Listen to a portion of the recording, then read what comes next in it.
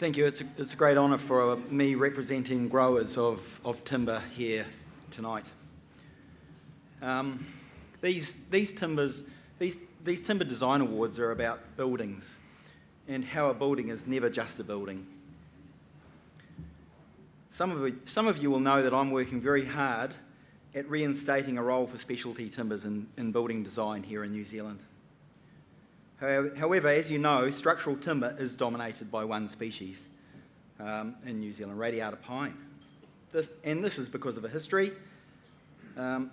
where displacement led to dominance, which is good, but yet our modern society celebrates diversity and the richness that diversity brings to our lives.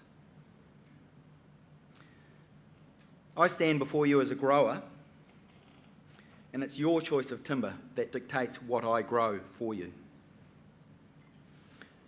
A building is never just a building. It can be more than just a building. I'm working towards a future that values diversity and options. Specialty timbers offer you richness and beauty in buildings and in timber design. There are some fantastic finalists tonight in the Specialty Timber Design Award. And it's not just about Indigenous timber or native timber, it's about any specialty timber species grown in New Zealand. And I'm really impressed with tonight's finalists, and I'm sure you will be too. And we have a highly commended in the category, and it goes to Walton House, John Henderson Architecture. And the judges said that this house exhibits an impressive range of timbers largely grown on the property that are not commonly used in the building industry. The building forms are a considered response to the site and the regional context, and the various timbers are celebrated in the building structure, its joinery, and its finishes.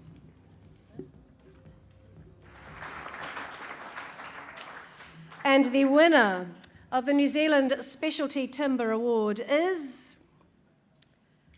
Puka Puka Road House by Belinda George Architects. The judges noted the use of sustainably reclaimed native timbers for their aesthetic, durability and cultural value. The treatment of timber and the high architectural quality and attention for detail makes this project a masterpiece for this category, showcasing the incredible potential of New Zealand native timber species. Speech. Goodness.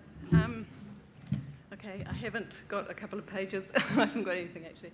But I would just very much like to thank New Zealand Riverwood, who provided the wood for our house, and my husband, who's my very own wood warrior, who found New Zealand Riverwood to use in our house and set about the whole process, which involved New Zealand Riverwood dive into the rivers up in Northland.